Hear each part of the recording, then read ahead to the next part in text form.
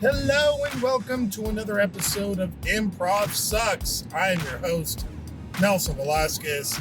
I'm on the road again, and I'm going to a show, and there's going to be an episode on that coming up, so stay tuned for that. However, what I wanted to talk about for today's episode is you've got to be built for this life. That's right. If you're going to do improv, you got to be built for it. If you're going to do comedy, you got to be built for it, man. This is a hustle. It's something that you got to put your mind, your soul, and your body into. It's going to be a lot of sleepless nights. It's going to be a lot of sacrifice. It's going to be a lot of women at the end. No. Why the hell am I doing comedy? There's going to be a lot that you've got to do to be in this comedy game, and you've got to be built for it. So you start taking those classes, and you're like, oh my God, this is so great. I'm learning all these cool things about myself and about nature and about comedy. And I'm going to be the next Steve Carell. And I'm going to be the next Tina Fey. And I'm going to go on SNL. And I'm going to do this stuff in 9 months' time. And it's going to be awesome. That's like your first introduction to improvisation. Then after about a year, you're like, well, that was fun. Do I really want to continue doing this or not? And then you go down that road of like, do I go to a higher level class, like a conservatory? Do I go to another school? Do I start doing workshops?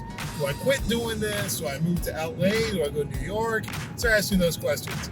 Then you make those moves, and about, maybe 3 years, 4 years later, you're like, I'm getting pretty good at this, and I'm gonna go and try my hand at festivals and putting my group together and doing runs, and you're doing those things, and then you graduate to the point where you're like, you have made it somewhere. You are wanted. People want to know who you are. They want to book you for their next improv festival done in the basement of a bar in the middle of Duluth, and you're like, hell yeah, I made it, right? Then you get booked for that gig, and immediately you get booked for a show in like Sacramento, California. You gotta go do that gig, and it's only 2 days later. Then after that, you gotta go all the way across the country and do a show in New Jersey. And you're like, New Jersey, Kevin Smith, I love it. I know everything there is to know about New Jersey. I'm gonna go do it. So then you book yourself this entire itinerary. Then you realize, holy crap, I'm doing a show in in the middle of nowhere, Duluth, at like 11:30 to a crowd of maybe 5 to 6 people.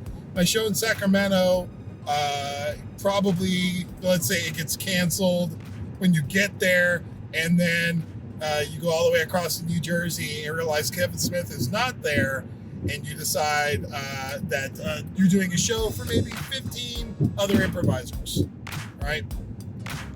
And then you start feeling bad. You start second guessing yourself about, can I continue doing it? Was this trip worth it?